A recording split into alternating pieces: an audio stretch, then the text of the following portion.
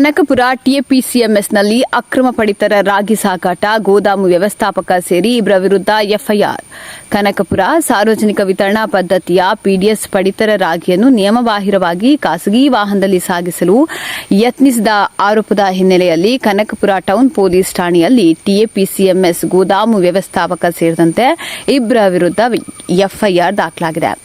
ಆಹಾರ ಇಲಾಖೆಯ ಶಿರಸ್ತೇದ ಜಯಸಿಂಹ ನೀಡಿದ ದೂರಿನ ಆಧಾರದ ಮೇಲೆ ಟಿಎಪಿಸಿಎಂಎಸ್ ಗೋದಾಮ್ ವ್ಯವಸ್ಥಾಪಕರನ್ನು A1 ಹಾಗೂ K2 AH3813 ನೋಂದಣಿ ಸಂಖ್ಯೆಯ ಐಷರ್ ವಾಹನದ ಮಾಲೀಕ ಚಾಲಕನನ್ನು A2 ಆರೋಪಿಗಳಾಗಿ ದಾಖಲಿಸಲಾಗಿದೆ.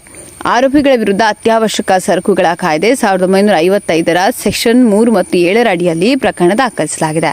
ಖಾಸಗಿ ವಾಹನದಲ್ಲಿ 250 ಚೀಲ ರಾಗಿ ಆಹಾರ ಇಲಾಖೆ ಉಪನಿರ್ದೇಶಕರ ಸೂಚನೆಯಂತೆ ಆಗಸ್ಟ್ 23ರಂದು ಬೆಳಗ್ಗೆ ಸುಮಾರು 11 ಗಂಟೆಗೆ ಕನಕಪುರ ಟೌನ್ ರೈಸ್ ಮಿಲ್ ಬಳಿಯ ಟಿಎಪಿಸಿಎಂಎಸ್ ಗೋದಾಮಿನ ಬಳಿ ಅಧಿಕಾರಿಗಳು ಪರಿಶೀಲನೆ ನಡೆಸಿದಾಗ K2 AH3813 ಖಾಸಗಿ ಕ್ಯಾಂಟರ್ ಐಷರ್ ವಾಹನದಲ್ಲಿ ಸುಮಾರು 50 ಕೆಜಿ ತೂಕದ 250 ಚೀಲ ರಾಗಿ ಪತ್ತೆಯಾಗಿದೆ ಎಂದು ದೂರಿನಲ್ಲಿ ಉಲ್ಲೇಖಿಸಲಾಗಿದೆ.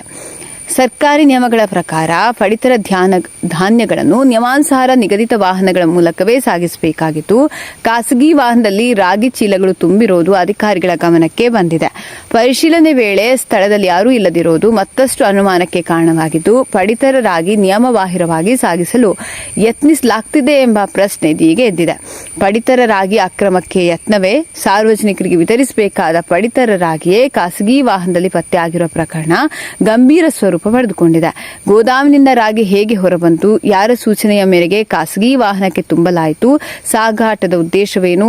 ಈ ಪ್ರಕರಣದಲ್ಲಿ ಇನ್ಯಾರಾದರೂ ಭಾಗಿಯಾಗಿದ್ದಾರೆ ಎಂಬ ಹಲವು ಪ್ರಶ್ನೆಗಳಿಗೆ ಪೊಲೀಸ್ ತನಿಖೆಯಿಂದ ಉತ್ತರ ಸಿಗಬೇಕಿದೆ. ಪ್ರಕರಣ ದಾಖಲಿಸಿಕೊಂಡಿರುವ ಕನಕಪುರ ಟೌನ್ ಪೊಲೀಸರು ತನಿಖೆ ಮುಂದುವರೆಸಿದ್ದಾರೆ. ವರದಿ ಅರಸು, ಕನಕಪುರ.